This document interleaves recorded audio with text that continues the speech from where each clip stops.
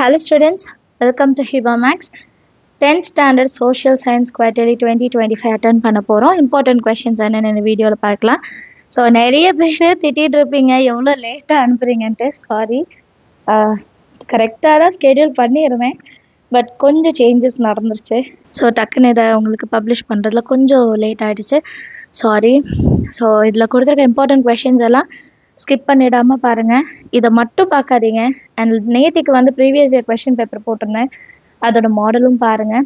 அதே மாதிரி டைம் ஸ்கெடியூலும் கொடுத்துருந்தேன். ஃபாலோ பண்ணுறவங்க கரெக்டாக ஃபாலோ பண்ணுறீங்களா இல்லையான்னு கமெண்ட் செக்ஷனில் எழுதுங்க. கண்டிப்பாக இந்த வீடியோஸ் எல்லாமே யூஸ்ஃபுல்லாக இருக்கும், மறக்காமல் லைக் பண்ணுங்கள். நிறைய பேர் போன வாட்டி வீடியோஸ்க்கெல்லாம் லைக் பண்ணியிருந்தீங்க, 100+ லைக்ஸ். எனக்கு ரொம்பவே சந்தோஷமாக இருந்தது. யூடியூப் வந்து நம்மளோட சேனலை நிறைய பேருக்கு ரெக்கமெண்டும் பண்ணும். எனக்காக அந்த ஒரு ஹெல்ப் நீங்கள் பண்ணுவீங்கன்னு நினைக்கிறேன்.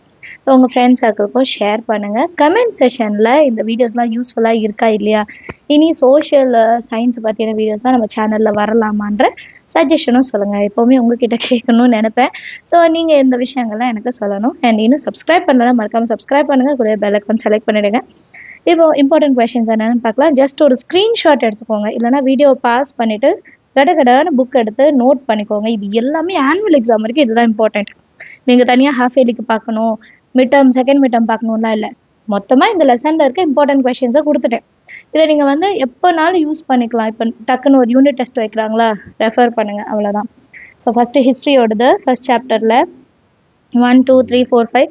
ஆக்சுவலாக ஹிஸ்ட்ரியில் ஃபஸ்ட்டு சாப்டர் செகண்ட் சாப்டர் ரொம்பவே முக்கியம். அதுலேருந்து எல்லா கொஷின் பேப்பர்லேயும் கொஷின்ஸ் வருது. ஸோ அதை கவனமாக பாருங்கள்.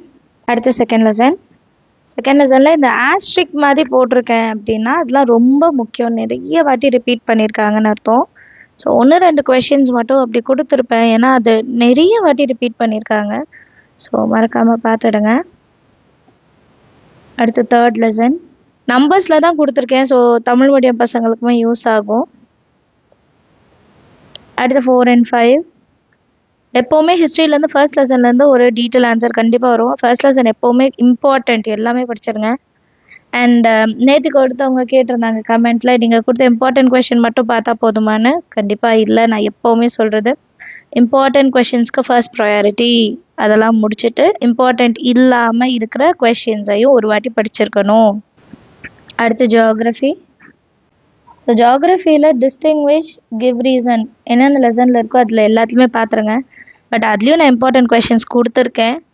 அது இல்லாமல் இருக்க 1, 2, 3 தான் இருக்கும், அதையுமே கொஞ்சம் பார்த்து வச்சுடுங்க. செகண்ட் லெசன் ஜியோகிரஃபியில். அடுத்து தேர்ட் லெசன் டீட்டெயில் ஆன்சர் வந்து ஒரு சில இம்பார்ட்டன்ட் டீட்டெயில் ஆன்சர்ஸ் ஃபுல்லாக படிக்க முடியலன்னு மொத்தமாகவே டீட்டெயில் ஆன்சர் படிக்காம விட்டுறாதீங்க. ஒரு 10 பாயிண்ட் இருக்குன்னா 5 பாயிண்ட்டாவது படிச்சிடுங்க.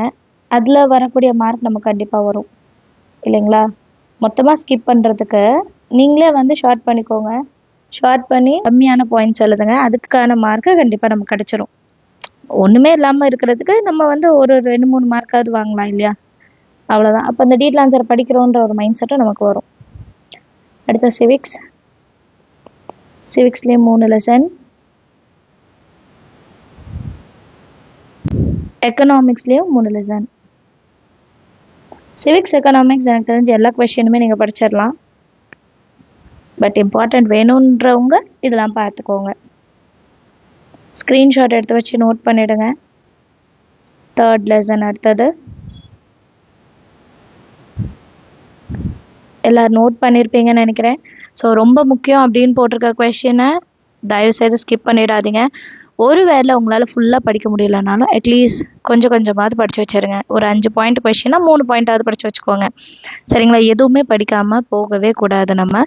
அண்ட் செல்ஃபாக டெஸ்ட் எழுதி பாருங்கள், அதை கரெக்ஷன் பண்ணுங்கள். ஸ்பெல்லிங் மிஸ்டேக்ஸ் இருக்கா பாருங்கள். டேட்டு, இயர் கொடுத்துருக்கதெல்லாம் கரெக்டாக பார்த்துக்கோங்க. ஸ்பெல்லிங் மிஸ்டேக் ஆகிறவங்க அந்த பேரெல்லாம் கொடுத்துருப்பாங்க, அதெல்லாம் வந்து ரிப்பீட்டடாக எழுதி பாருங்கள்.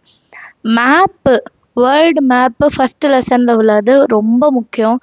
அதுக்கப்புறம் ஜென்ரலாக உங்களுக்கு இந்த 5 லெசனில் என்னென்ன மேப் இருக்கோ எல்லாமே பாருங்கள். மேப்லேயும் டைம்லைன்லேயும் இம்பார்ட்டன்ட் பார்க்காதீங்க, ஏன்னா அது ரொம்ப ஈஸி தான். அதுலேயும் நம்ம இம்பார்ட்டன்ட் தேட வேண்டாம், அதை நீங்கள் ஃபாலோ பண்ணாலே போதும். நீங்கள் வந்து ஈஸியாக மார்க்ஸ் ஸ்கோர் பண்ணிடலாம். அண்ட் 1 words ஒன் வேர்ட்ஸ் கண்டிப்பாக நீங்கள் பார்த்துருக்கணும். ஸோ டீட்டெயில் ஆன்சர் படிக்க முடியலை அப்படின்றவங்க 5 பாயிண்ட்டாவது படித்து வச்சுக்கோங்க.